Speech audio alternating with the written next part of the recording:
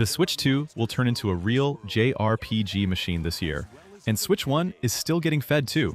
So let's run down the 15 games actually worth clearing your backlog for, from the long shots to the ones already locked in with real dates.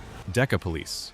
Level 5's crime suspense RPG has been in limbo since its 2023 reveal, delayed year after year, and it's now aimed at Switch 2, PS5, and PC sometime in 2026, with no exact date locked yet. You play Harvard, a rookie detective working a huge open-world city, but the twist is DecaSim, a virtual reconstruction of the city that lets you replay past crimes and dig for clues inside recreated scenes. Suspects and witnesses show up in this simulation as puppet-like avatars controlled by a hacker working for a shady corporation, which is a weird enough hook to make the detective work loop stand out from the usual latent formula Level 5's known for. Story-wise, there's a serial killer called the Clown tied personally to Harvard, possibly through a murdered relative, which is the emotional thread pulling you through the investigations. Elden Ring Tarnished Edition, out August 28, 2026 on Switch 2. Tarnished Edition bundles the base game with Shadow of the Erdtree, plus new starting classes, extra armor, and cosmetic options for Torrent that are exclusive to this version at launch before showing up as paid DLC elsewhere. The bigger story here is performance. Early Gamescom demos ran rough, frame rate dropping hard in open areas, but later builds at PAX West and GDC showed real improvement, reportedly settling around 30 to 40 frames per second in both docked and handheld. If you've somehow avoided Elden Ring this long, this is the full package. Lands Between, Erdtree expansion, new torrent customization, all in your hands on the go. The core game hasn't changed, obviously. It's still Miyazaki's open-world Souls-like with the same brutal boss encounters and buildcraft, just now squeezed onto a portable. Capcom's reviving Onimusha for the first time in 20 years, and the Switch 2 version now launches September 4th, 2026, moved up from its original September 25th date, releasing day and date with PS5, Xbox, and PC. You play Miyamoto Musashi, revived after being killed by the demonic Genma and bound to the Oni Gauntlet, hunting down what's turned Edo period Kyoto into a nightmare. Combat keeps the series' signature Ys encounters and soul absorption, timing-based parries that let you redirect enemies and build toward one-hit kills. Switch 2 gets its own motion control option using the Joy-Con 2, letting you aim the bow and swing more directly, plus a demo update tied to the new date. It's running at 30 frames per second with a 30 to 40 frames per second variable mode, 1080p docked and 900p handheld, so don't expect a graphical showcase, but the Genma slaying itself looks intact. Sacrifire. Pixelated Milk's pixel art JRPG has been in development since its 2021 Kickstarter, and it's had one of the roughest paths on this list, missing 3 separate release windows already. As of this year, it's confirmed for Switch alongside PC, PS5, Xbox, and PC. But the studio pushed past its planned Q1 2026 PC launch and hasn't locked a new date, citing the project growing bigger than originally scoped and a search for a proper multi-platform publishing partner. The story follows Ezekiel Raiden, training within the Church of Sheol, caught between the underground city of Antioch and a looming war between gods and demons. Combat blends real-time positioning with turn-based structure, letting you target specific enemy body parts and chain attacks between party members. Final Fantasy VII Revelation. The trilogy closer is real and dated, spring 2027, launching simultaneously on Switch 2, PS5, Xbox, and PC. No platform getting a head start this time.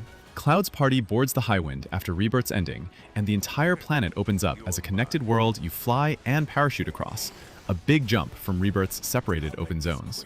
Vincent Valentine and Sid Highwind join as new playable characters, both with distinct Fitz loadouts, and Wutai, Rocketown, Mediel, and the Northern Crater are all confirmed regions. The pitch from the team is that every branching story choice players made across the trilogy converges into one definitive ending here, so this is meant to actually close the book. Combat's the same hybrid real-time and tactical system from the first 2 entries, just expanded, and weapon superbosses are back as endgame content. Trails in the Sky Second Chapter launches September 17th, 2026, on Switch, Switch 2, PS5, and PC, just about a year after First Chapter. Story picks up right where the cliffhanger left off. Estelle setting out after Joshua vanishes, with nothing but his harmonica and a farewell note, dragging her into a continent-wide fight against the secret society Ouroboros. It keeps the turn-based combat from the first remake, but adds more quartz and skills, expanded side content, mini-games like fishing and poker, and more room to explore Liberl before the story forces you forward. If you've got clear save data from First Chapter, you get bonus items carried over, same as the original PSP release did. Switch 2 physical copies are game cards, playable on either console, and it's rated among the strongest entries in the whole Trail series for its emotional payoff, so expectations are high. Wandering Sword. This one's had a bumpy console rollout. Originally slated for a May 2026 PS5 release, with Switch and Switch 2 following later that year, the console versions got pushed to January 21st, 2027 due to physical production scheduling. It's a wuxia RPG where you play a young swordsman who survives a near-fatal poisoning and sets out to master martial arts across a sprawling, choice-driven world with 75+ locations and 20 different endings. Combat lets you swap freely between turn-based and real-time on a tile-based battlefield, and the console versions bundle in 2 DLC packs from the original 2023 PC release, plus newly recorded Japanese and Chinese voice work. It built a strong reputation on Steam already, sitting around 94% positive across tens of thousands of reviews, so the delay is really about giving the physical release room rather than any quality concern. Dragon's Dogma 2 Dark Arisen is arriving October 9th, 2026, bundled as a single package with the new Dark Arisen expansion baked in. The expansion sends the Arisen north into Norgan, a frozen region tied to the fallen dragon and a character named Air, adding 12 new dungeon challenges alongside an appraisal system for digging up and identifying forgotten relics. Everyone else? PS5, Xbox, PC gets Dark Arisen as a separate paid DLC on the same date rather than a bundle. The core game is unchanged, still built around the pawn system, where AI companions you recruit and customize carry knowledge between players' worlds, and vocation-based combat that rewards climbing onto enemies and exploiting weak points. Norgan's callback to the original Dark Arisen's Bitter Black Isle content is clearly intentional, aimed straight at longtime fans of the first game. Tales of Eternia Remastered. Originally released in 2000 as Tales of Destiny 2 in the West, and it's out October 16th, 2026 on Switch, Switch 2, PS5, PS4, Xbox, and PC. Reed Herschel and Farah encounter Meredy, a girl from the isolated realm of Celestia, and get pulled into stopping the Great Fall, a collision between the two worlds of Inferia and Celestia. This remaster lets you toggle between original and updated visuals and sound on the fly, plus quality-of-life additions like destination markers, adjustable encounter rates, and a high-speed auto battle mode. New difficulty options include an unknown mode above the returning extreme setting. It's part of Bandai Namco's ongoing remaster push through the series' 30th anniversary, following Grace's F, Xillia, and Berseria. And it's developed by Tosei, who handled those earlier remasters too. Square Enix's first HD 2D Final Fantasy game launches October 22nd, 2026 on Switch, Switch 2, PS5, Xbox, and PC. It's a full rebuild of the original story arc from the mobile game Final Fantasy Brave Exvius, reworked into a standalone console RPG rather than a straight port. Rain, commander of an airship squadron, investigates a failing barrier and ends up caught in an attack led by Veritas of the Dark, teaming up with Laswell and a mysterious girl named Fina to fight back. Battles are turn-based with a stagger system. Exploit an enemy's weakness enough and you can break their whole line at once for bonus actions. And party members equip visions, echoes of classic Final Fantasy characters like Cloud and Tidus that grant unique skills. There's a Colosseum, a super boss fight against Ultima Weapon, and the wandering swordsman Gilgamesh as side content. Metaphor ReFantazio lands November 12, 2026, at a lower price point than the original release. You're navigating the kingdom of Uchronia after the king's assassination, entering a royal tournament to determine the next ruler, while awakening archetype powers, effectively job classes, through bonds with your party. Combat mixes real-time strikes to weaken enemies with turn-based execution once you engage properly, plus a synthesis system that lets 2 or 3 party members combine archetypes for bigger hits at the cost of extra turns. It won Best RPG, Best Narrative, and Best Art Direction at the Game Awards 2024 and sold over 1 million copies on day one, so the pedigree's not in question.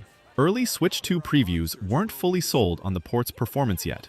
Framerate and upscaling still need work before launch, so it's one to watch reviews on closer to release. Xenoblade Genesis. Monolith Soft's next game is a Switch 2 exclusive landing sometime in 2027, no specific date yet. It's being framed as a fresh start for the series rather than a numbered sequel, following Eleanor as she trains to become a Vesselai, a warrior class that channels a world-spanning force called Anima. The setting looks to be the inside of a massive sphere based on early footage. elf-eared characters, wolf-horse hybrid mounts, and a school called Lukos, where Eleanor learns to use a crystone that amplifies her power and records her life within it. Details are thin beyond the reveal trailer. No confirmed combat system, no release window narrower than 2027, but Monolith's building goodwill right now, with Switch 2 upgrade packs for all 3 mainline Xenoblade games rolling out through the back half of this year. The first mainline Fire Emblem on Switch 2 releases September 17, 2026, and it's building directly off the Three Houses formula. Same character designer, similar structure, no Koei Tecmo involvement this time.